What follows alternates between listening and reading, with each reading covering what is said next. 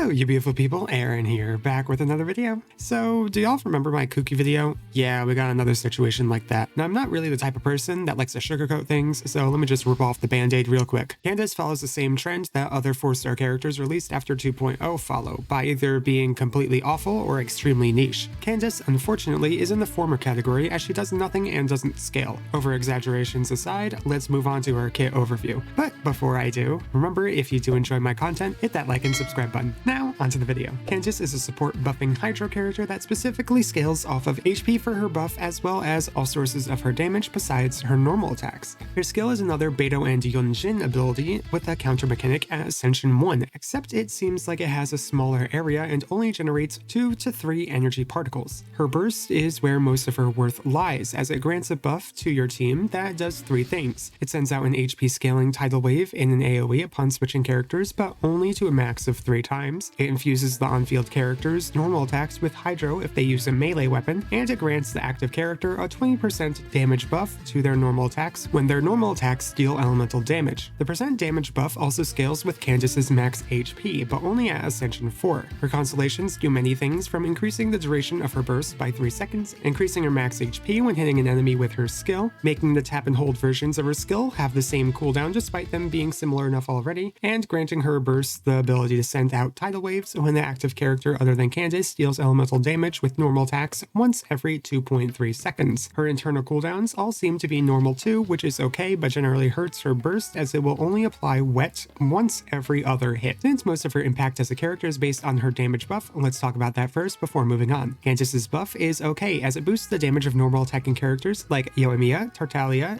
Ayato, and Sino. Candace also has the benefit of infusing the weapon of the on-field character with Hydro to make sure her team is benefiting from her buff. Otherwise, her buff also mitigates the downside of the infusion as it acts like a mini elemental damage bonus goblet. Since it is a percent damage buff, it benefits from higher base multipliers or flat damage more than other elemental damage multipliers. This means she pairs well with other buffing supports like Yunjin, Shinhe, Bennett, and Kujo-Sara, main DPS characters like Ayato, Ito, Hu Tao, and even Zhongli if you want to run him like that. She also pairs with the Echoes of the Offering artifact set on your main DPS, as well as the Aggravate and Spread reactions, as all of the above add onto the base damage of characters. Her buff also gains more value with crit gains like the ones from Kujo-Sara and Shenhe, as well as attack percent granting effects like those from the Tenacity of the Millilith, Noblesse, or a Moon Piercer, though it does not impact the final damage number as much as the others do. However, her buff diminishes more in value when paired with other multiplying buffs, like the large ones that Yoimiya grants herself. But now the question is, how good is her buff in comparison to her main competition, Yunjin? Well, in order to figure that out, let's pair them up with Nayato and find out how much they each impact his damage. Also, from now on, just know that for all characters, I use builds at high yet possible investment, so you can still achieve higher numbers than the ones I have on screen. And to decide what main weapon Candace would be using throughout the rest of this video, I reached out to all of you to see what you plan to use for her. The vote led with the vast majority in the Black Tassel's favor, so she will be using that from now on. On screen now, we have the average amount of damage per 3 slashes that Ayato will deal while using the Echoes of the Offering set. But when we add Yunjin's and Candace's buffs into the mix, we can see that Yunjin increases Ayato's damage by about 55.2%, whereas a full HP Candace's buff only increases Ayato's damage output by 20.3%. Yunjin's own buff is about 22.5% stronger than Candace, and considering this is one of the best situations to use Candace in at this point in time, her coming out on the bottom is horrendous. However, when paired together, Ayato is able to pump out a pretty decent amount of damage, as the combination increases the damage of Ayato's normal attacks by about 84.7%. But since her numbers are so low, maybe running her with more of a Burst DPS playstyle in mind could help her out. Taking a look, we can see that building her as a Burst DPS comes out with either a similar damage output or better. Without her C6, her and Ayato's DPS is 0.3% better with her focusing on buffing. But with her C6, her Burst DPS build leads to a higher team damage output by about 3.8%. You may be wondering why they're so close in damage, and the answer is actually really simple. The actual damage difference between each damage buff for each build is consistently 7.47% per weapon. Despite granting either 44.2% or 36.73% elemental damage bonus on elemental normal attacks, 20% of that buff is coming from just her using her burst, which is about half the amount. Her inherent HP is also generally so high despite not building into it, that the percentage of damage bonus you get from her Ascension 4 passive is going to be about the same for the most part. This is why they're so similar. It's because a lot of her worth is in her base kit instead of stats. That being said, I recommend the support build more because it allows for more reliance on her base kit and therefore less investment, whereas a Burst DPS build requires both. Now, how do you maximize her damage buffing capabilities? Should you run a 2-piece Tenacity or a full Noblesse set for a stronger buff? Using Ayato again for both these buffs, we can see that the 20% health buff from Tenacity equates to only 1.09% more damage bonus for her buff. Her poor HP scaling past her base stats means that Noblesse is the way to go without a doubt. Not only does it buff Ayato's normal attacks by 5.4% more, but also buffs his elemental bursts damage, which Candace does not do with her bursts. The only time that Tenacity would be better is if you have a main DPS that does not scale with attack at all. That being said, the stat requirements for Candace are pretty easy to understand. HP and energy recharge are her only priorities. HP is obvious because everything she does has an inherent HP scaling. You want as much as possible, and it will float around 35,000 HP or more. Then there's energy recharge. Candace generates 2 to 3 energy particles, or about 7.5 energy per skill cast, meaning she needs to have 400% energy recharge in order to charge up half of her burst. That's an absurd amount and makes it so you have to run her with other energy generating units or with Favonius or sacrificial weapons. So it might be best to just aim for about 200 to 250% energy recharge and then pray. Other than that, crit or EM are decent options too, for either more damage from her skill and burst or harder hitting reactions, though neither are really necessary. Focusing mostly on energy recharge is most important to get that constant uptime, and accidentally overcapping on it is not too bad, since losing some HP over it is the equivalent of losing about 2.7% from her normal attack damage bonus increase. Now let's talk weapons. What's best for her? Well, I will show what's best for both the support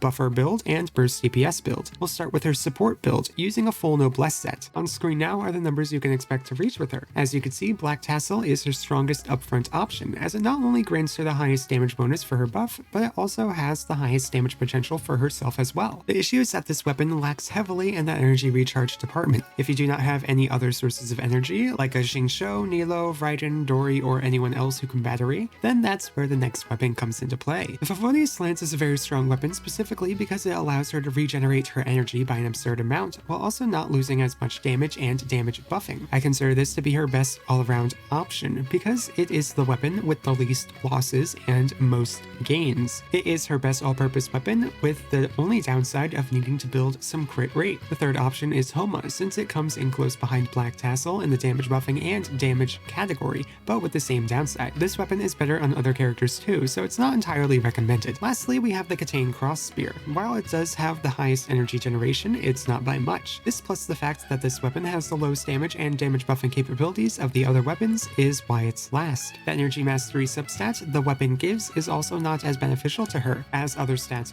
would be. However, if she does end up working absurdly well in fridge comps or other comps that scale hard with EM, then this might be very strong for her in those situations. Otherwise, Favonius blatantly outscales it. Another weapon option that I did not include, mainly because it is more situational than Katane, is the Moon Piercer, which grants a pretty good attack percent buff for an ally. Downsides are that it grants EM to Candace, and the good supportive passive is locked behind Candace triggering Dendro reactions. But if you do fill those conditions, Moon Piercer would be a great way for her to further buff her allies. Now on to Burst DPS weapon options for all those who want to build Candace like this. For these weapons, we are running a full emblem set instead of Noblesse because of how absurdly strong it is. With these weapons, we could see a pattern as the weapons toward the top are those that grant damage percent bonuses. Then as we go down, we see that crit stats are next in line for good weapon stats, and then HP weapons, finishing out with energy recharge weapons coming in last despite the good uptime. Obviously, the catch is at the top because, well, it's the catch. But her best free-to-play option is indeed still the Black Tassel. However, any of these weapons will do, and some work better depending on team composition. But there does not seem to be many team comps she can fit into, as she suffers a lot. Candace is a character that comes with very few upsides. The only things of note that she comes with is that she requires very few resources to get her max potential. She has a decent elemental damage bonus for normal attacks, and she has off-field AoE Hydro application. She is in fact the only 4-star character with off-field AoE Hydro application animation too, which is pretty good as it makes her the best character for budget freeze teams. This is also a very good thing for her since freeze teams are quite expensive, as they usually have 3 or 4 5-star characters. In most other situations, she's very easily replaced by the rest of the Hydro cast. That's only in most situations. In every single one of those situations, she can be easily replaced by both Yolan and Kazuha. While both Kazuha and Yolan may average at lower percent damage increases, those damage increases are for the entire kit of the active character, or in Kazuha's case, the kits of the entire team plus the resistance shredding of enemies. They both also offer really amazing damage that scales better with the stats they want, plus they both offer grouping capabilities and mobility. While they may be 5 stars and Candace is a 4-star, they are both so damn strong that you really just should have one of them at this point, unless you're new, or don't have Mona or Kokomi, or something like that. So while she may have a few things going for her, her cons far outweigh her pros.